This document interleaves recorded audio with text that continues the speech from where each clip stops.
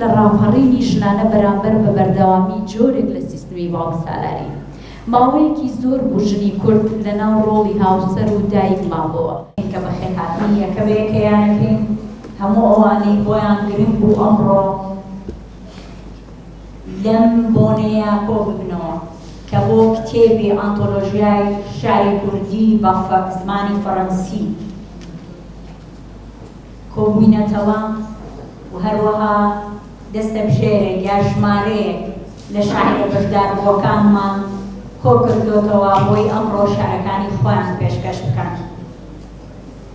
ئازیزەکانی من، ئێمە ئەمڕۆ نامانەوێ فۆڕێک بکەین ژنانی شاعری کورد بناسێنین لەبەرەوەی ئەمانەی کە ئەمڕۆ لێرە شارە خوێننەوە بە جۆرێک لە جۆرەکان ناسراون تا ئەو ڕادەیەی کە دەستگایەکی فەڕەنسی وەک هارماتان شعرەکانی کردوون بە فەڕەنسی و چاپ و بڵاوی کردوێتەوە.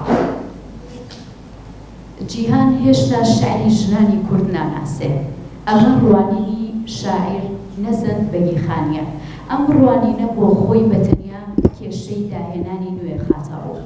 هەر ئەمەش بەتەنیا هاندەری پشت ئەم پرۆژەیە بوو کە شاعیر ئەحمەدی مەلا لە ئەستوی گرت و بە ئەنجامی گەیان. نەوەی نوێ شاعرانی ژنانی کوردی هەموو بەشەکانی کوردستان شایانی ئەم هەڵبژاردە شێعریان ئەم چەپکە گوڵن. چەپکە گوڵێکی شێعری پڕ لە ئەزمۆن، پڕ لە ئازادی بیرکردنەوە، پڕ لە داهێنانی نوێ. زۆربەی ئەم شاعرانەی لەم هەڵبژاردەیە بەشدارن پێشتر و دەمێکە لە وڵاتی خۆیان ناسراون و بەشداریان لە گەشانەوە و بوژانەوەی شعری کوردی کردووە کە بۆ ماوەیەکی زۆر لە بن دەسەڵاتی نووسەرانی پیاودا بوو.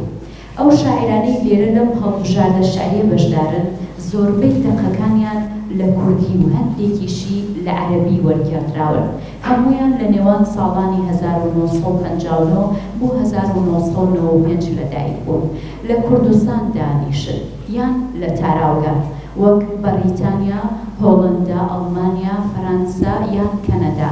ئەم هەڵبژاردە شعریەش بۆ مێژوواچێ کە شاعیرەکانی پەرتەوازە کردبێت. ئەم شاعیرە ژنانە لە ڕابردوویەکەوە دێن پڕ لە جەنگ و توندوتیژی، لە وڵاتانێکەوە دێن کە کوردستانەکەیان دابەش کراوە و پڕ لە توندوتیژی کۆمەڵگەیی و ئیتنیکی. سەرەڕای هەلومەرجی سەخت هەمویان خوێندنیان تەواو کردو و چالاکی پیشەییان هەیە. کاری وەرگێڕان بۆ هەندێکیان هەروەها سەرەڕای خەباتیان بۆ نیشتیمان کە لەسەر نەخشەی جیهان سڕاوەتەوە. هەندێکیشیان چالاکوان و داکۆکی لە مافی ژنانەکە. کولتوری ڕۆژهەڵاتە بە تایبەتی ڕۆژهەڵاتی ناوەڕاست و کوردستان کە باز لە کوردستانیش دەکەین، باز لە چوار دەوڵەتی ڕۆژهەڵاتی ناوەڕاست دەکەین. ئەم شیعرانە هەست بە میهرەبانی ڕاستەقینەیی و فەزیلەت و جوانی ژنانە ئەکەیت. ئەمەش لە یەک کاتدا وەک پێویستێکی بەڵگەنەویست و وەک کردەیەکی خەباتگێڕانە.